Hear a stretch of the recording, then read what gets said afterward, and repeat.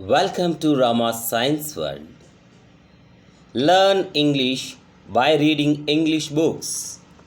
Your mind is continuously analyzing your internal and external environment for hints of where rewards are located. Because the cues is the first indication that we are close to a reward. It naturally leads to a curving. Curving are the second step.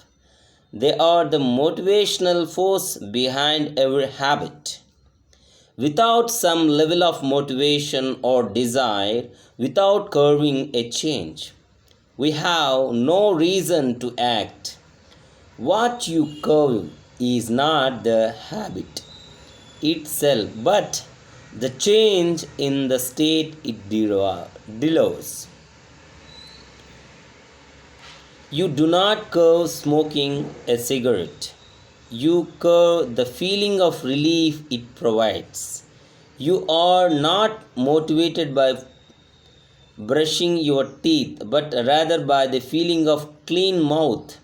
You do not want to turn on the television. You want to be entertained. Every curving is linked to a desire to change your internal state. This is an important point that we will discuss in detail later. Curving differ from person to person. In the theory, any piece of information could trigger a curving. But in practice, people are not motivated by the same cues. For a gambler, the sound of slot machine can be a potent trigger that spark an intense wave of desire. For someone who rarely gamble, the jingles and chimneys of the casino are just background noise. Cues are meaningless until they are interpreted. The thoughts, feelings, and emotions of the observer are what transforms the cues into a curving. The third step is the response. The response is the actual habit you perform, which can take the form of a thought or an action.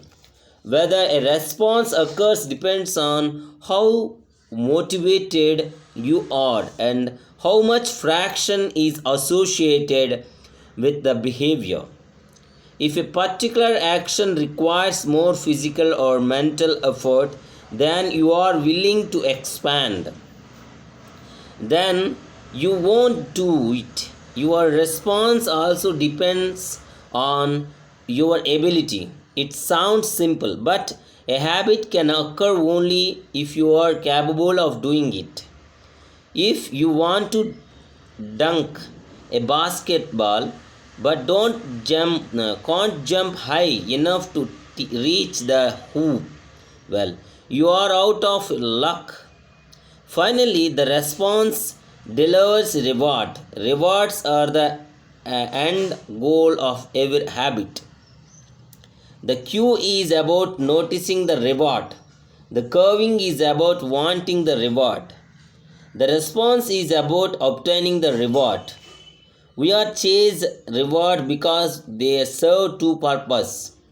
They satisfy us and they teach us. The first purpose of reward is to satisfy your craving. Yes, rewards provide benefit on their own. Food and water delivers the energy you need to serve. Getting a promotion brings more money and a respect. Getting in shape improves your health and your dating prospect. But the more immediate benefit is that rewards satisfy your craving to eat or to gain status or to win approval, at least for a moment. Rewards deliver contentment and relief from craving. Second, rewards teach us which action are worth remembering in the future. Your brain is a reward detector as you go about your life. Your sensor nervous system is continuously monitoring which action satisfies your desires and delivery pleasure. Feeling of pleasure and disappointment are part of the feedback mechanism that helps your brain distinguish useful actions from useless ones. Rewards close the feedback loop and complete the habit cycle. In a behavior is insufficient in any of the four stage, it will become a habit. And eliminate the cues and your habit will never start. Reduce the curving and you won't experience enough motivation to act. Make the behavior difficult and you won't be able to do it. And if the reward fails to satisfy your desire, then you will have no reason to do it again in the future. Without the first three steps, a behavior will not occur. Without all four, a behavior will not be repeated. Cues, curving, response, reward. So, in summary, the cue triggers a curving, which motivates a response, which provides a reward, which satisfies the curving, and ultimately become associated with the cues. Together, these four steps form a neurological feedback loop. Cue, curving, response, reward. Cue, curving, response, reward. That ultimately allows you to create automatic habit. This cycle is known as the habit loop. This four-step process is not something that happens occasionally, but rather it is an endless feedback loop that is running and active during every moment you are alive. Even now, the brain is continuously scanning the environment, predicating what will happen next, trying out different response, and learn from results.